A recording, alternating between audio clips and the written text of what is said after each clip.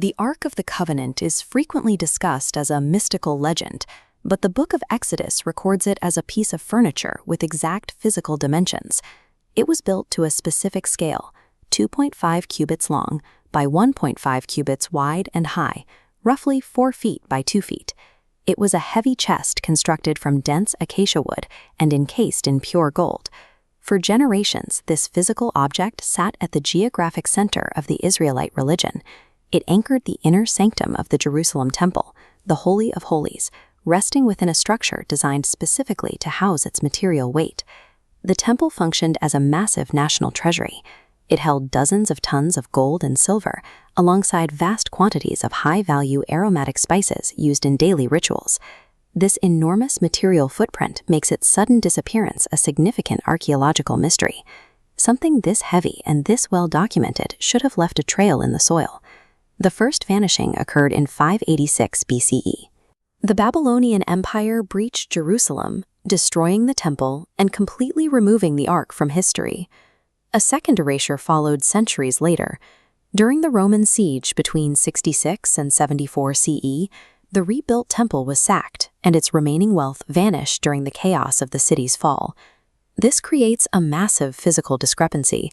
We are looking for tens of thousands of pounds of precious metal, yet modern excavations of these sites have recovered almost no trace of the temple's liquid assets. While the physical gold vanished, the people who guarded it left a different kind of evidence behind. They produced a series of cryptic, survival-focused texts that provide a narrative record of where the items might have gone. Finding these artifacts requires an investigation into surviving manuscripts rather than just shifting dirt, as the documentation often outlasts the materials it describes. The earliest detailed account of this timeline appears in the Book of 2 Maccabees. It describes the actions taken by the prophet Jeremiah just before the Babylonian army reached the temple gates. This text makes a specific geographic claim. It states that Jeremiah carried the ark to Mount Nebo, the same peak where Moses viewed the Promised Land, and sealed it in a cave to prevent its capture by the invaders. Scholars debate the factual precision of the Apocrypha, noting that these records were often written long after the events they describe. Without archaeological confirmation, the Mount Nebo account remains a compelling story, but one that lacks the physical verification required to locate a hidden chamber. A different set of records emerged with the discovery of the Dead Sea Scrolls. Among the hundreds of parchment fragments was a significant anomaly, a manuscript engraved directly onto sheets of oxidized copper. Known as the Copper Scroll, or 3Q15, this document functions as an inventory sheet. It lists 64 distinct locations, detailing specific weights of buried gold and silver and the locations of other ancient manuscripts. Historians suggest these records represent temple tithes that were smuggled out of Jerusalem during the Roman revolt. To protect the treasury, the gold was allegedly hidden in the caves and crevices surrounding Qumran. Engraving copper was an expensive and difficult process. The decision to use such a durable, high-cost material suggests the author was producing a serious administrative record rather than a religious narrative. The most famous contemporary account places the Ark thousands of miles away. In Ethiopia, the Church of Our Lady Mary of Zion maintains that it houses the original biblical artifact, guarded by a monk who remains with it for life.